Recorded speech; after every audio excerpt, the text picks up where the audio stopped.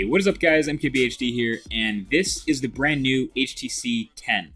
First impressions, as a new flagship smartphone, it's a hardware and software package that I think is pretty promising. So this is what we're working with here. First of all, this is definitely HTC, so full unibody metal jacket again from top to bottom, and it gives it that premium feel we're used to. And you only really hear about premium feel when you see for the metal lovers. And it feels good in the hand, like a solid chunk of metal should.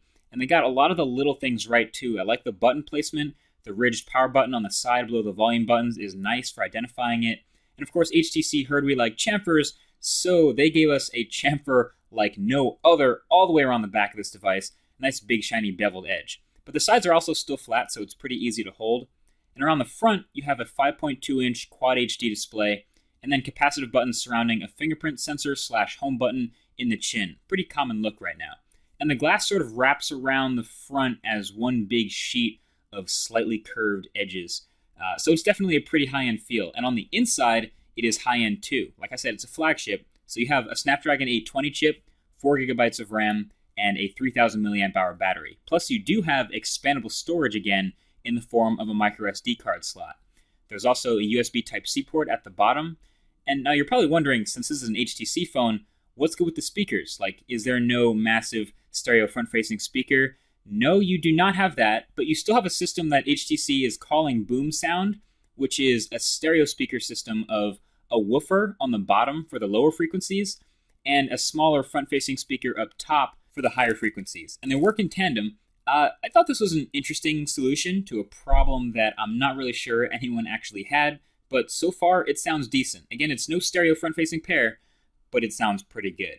Now, the camera. This is also something HTC has clearly been struggling with for a little bit. This year, again, on paper, it's pretty promising. It's rocking a 12-megapixel camera with an f1.8 aperture and OIS. And pretty large pixels, 1.55 microns, so it's a big enough sensor for them to call it an Ultra Pixel 2 camera.